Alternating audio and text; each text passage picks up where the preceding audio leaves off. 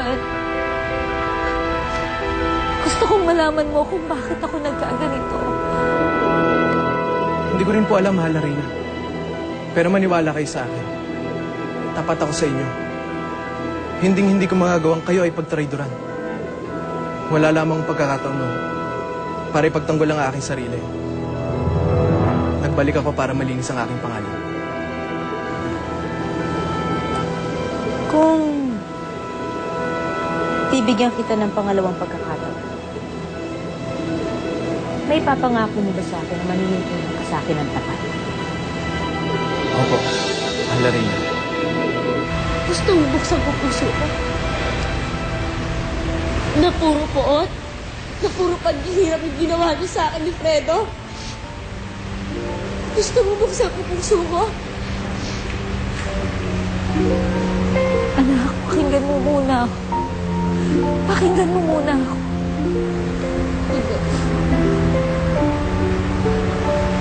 Hindi ako makikinig sa'yo. Kung ikaw lang din ang magiging ina ko, wag na lang. Dahil napakasama mong ina. Hindi ka marunong magmahal.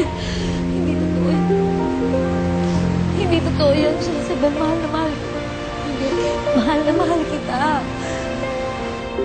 Hindi ka marunong magmahal. At ni isa sa paligid mo wala akong minahal. Si Sheila May, si Don Juan, si Fredo. Lahat sila hindi mo minahal. At pati si Lola Felisa, dinami mo dyan sa pot dyan sa puso mo. Hindi ka marunong magmahal. Jezebel, kung hindi mo ako mapapatawad, hayaan mo man lang ako na ilabas kita dito. Hindi ko kailangan ng tulong. Mas gustuin ko pa maging bihag kaysa sumama sa'yo. Jezebel, anak ko. Anak. Pakinggan mo ako. Hindi ko kailangan ng tulong. Umalis ka na. Jezebel, anak. Jezebel, anak. Jezebel. Huwag mo akong tawaging anak. Dahil hindi mo kaya maging ina. Hindi mo kaya magmahal. Jezebel. Jezebel. Tawarin mo ako, anak.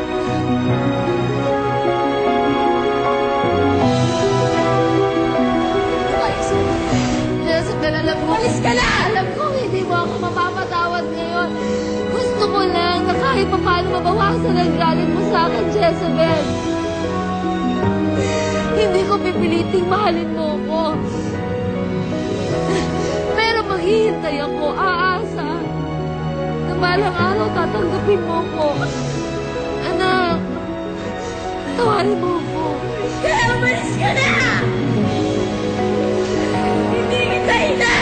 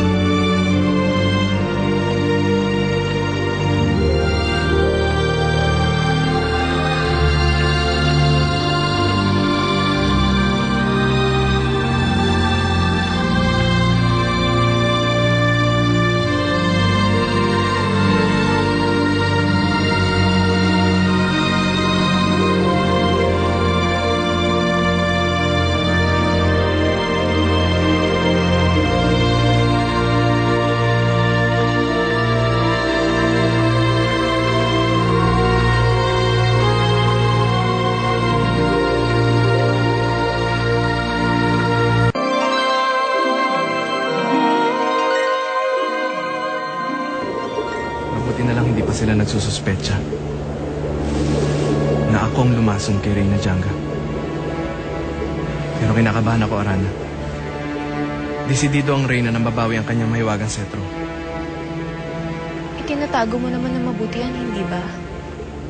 Mahal na Reyna Janga, sigurado po ba kayo sa pasinyong sa muling pagtanggap kay Bukanding? Tama si Usaro. Papaano natin ang mapagkakatiwalaan ng traidor na katulad niya? Sino naman na may sabi sa'yo naniniwala ako sa hampas dagat na Bukanding na yun?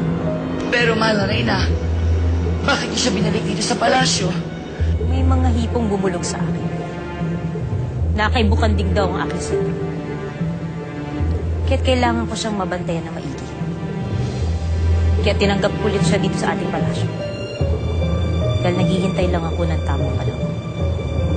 Pero mahirap maglihim sa Reyna. Malakas ang kutob ko. Malapit na niyang mabisto na nasa akin ito. Anong gagawin natin? Mahuhuli ko ang Bukanding na yan at madali kong maaagaw ang setrong ninakaw sa akin. Uunahan ko siya. Bago pa niya mabawi sa akin to, papatayin ko siya. Papatayin? Habang natutulog siya, Arana, pwede natin siya lapitan. Mapapatay natin siya gamit ang makapangyarihang setrong ito.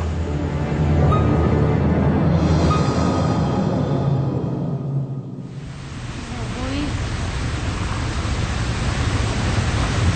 Sa tingin mo ba masama ako? Dahil ginawa ko yun sa ina ko? Ibig sabihin, matagal mo siyang hinanap. Hindi ka ba naawa kahit konti?